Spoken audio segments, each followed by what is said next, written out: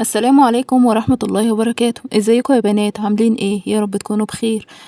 النهاردة مع وصفة جديدة من وصفات رز بارادايس. طبعا انتوا شايفين قدامكم ايه؟ حاجة جميلة جدا اللي هو مخلل اللفت. طبعا انتوا عارفين فايدته وده الموسم بتاعه وما نقدرش ان احنا نشوفه في السوق وما نجيبهوش. تعالوا بينا اول حاجة نعرف ازاي بنقيه. طبعا بنقي الواحدة تكون متوسطة وتقيلة، ما نقيش الخفيفة علشان بتكون من جوه عاملة زي السفنج كده. لما بنيجي نقشرها طبعا بننضفها وبنغسلها كويس قوي بالليفة. انا مخصصة ليفة مخصوص للخضار تكون خشنة بتنزل كل حاجة، كل التراب اللي عليها، كل الطين اللي عليها دوت. ببتدي اقشر الحاجات اللي فيها شعر من فوق والحاجات اللي من تحت زي ما انتوا شايفين بتبقى غامقة كده. انا مش بحب الاخضر اللي تحت. طريقة بسيطة وسهلة جدا بتساعدك ان هو يستوي ويبقى جميل وما يسودش وما يتهريش منك. يلا بينا. طبعا لازم نجيب بنجراية حلوة كده، لو عايزة تزودي براحتك. انا بشيل الجزء الخارجي بتاعها كله بقشرها بالكامل علشان بتسود المخلل معايا.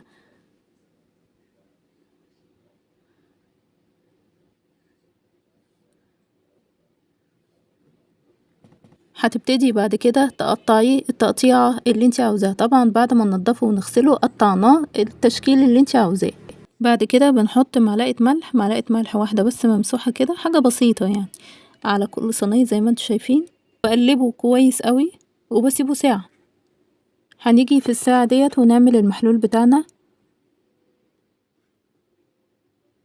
طبعا جبنا البرطمانات ونضفناها كويس قوي. انا بحب احط اللفت في برطمانات صغيرة علشان البرطمان لما يتفتح يتاخد منه ويتحط في التلاجة برطمان برطمان. بنجيب التوابل. عندي ملح وكمون. انا بحط على كل كوباية مية معلقة ملح.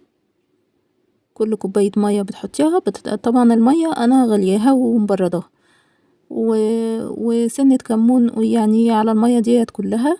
ديت 4 كوبايات مية عليهم نص معلقة كمون بس. وبقلب كويس قوي.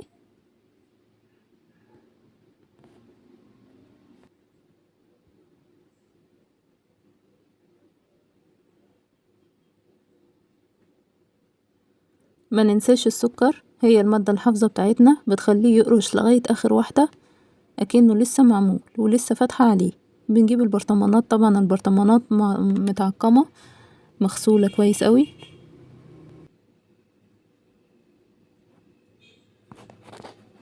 بفتح البرطمانات زي ما انتوا شايفين كده وابتدي اجيب كوباية خل وبحط في كل برطمان نص كوباية خل. بحط في كل برطمان بس يعني بقسمهم بالتساوي بين البرطمانات كلها. هبتدي احط اللفت بتاعي وبعدين بعد ما خلصت وحطيت ابتدي احط المحلول اللي انا كنت عاملاه معاكم. وفي النهاية بشكركم وبتمنى الفيديو يكون عجبكم. عدينا 3 ايام وبعدين فتحنا على اللفت زي ما انتوا شايفين. يلا بينا نفتح عليه. شكله حلو قوي والبنجر مديله لون جميل. يا ترى مين بيحب اللفت زيي؟ انا بحبه جدا، مش قادرة اوصف لكم انا بحبه ازاي. وعلى فكرة مفيد جدا. لما باجي افتح من البرطمان ببقى حريصة ان هو يكون متغطي بالمية اللفت، المية بتاعته. والمية بتاعته دي انا مش برميها. هقول لكم المرة الجاية هعمل بيها ايه.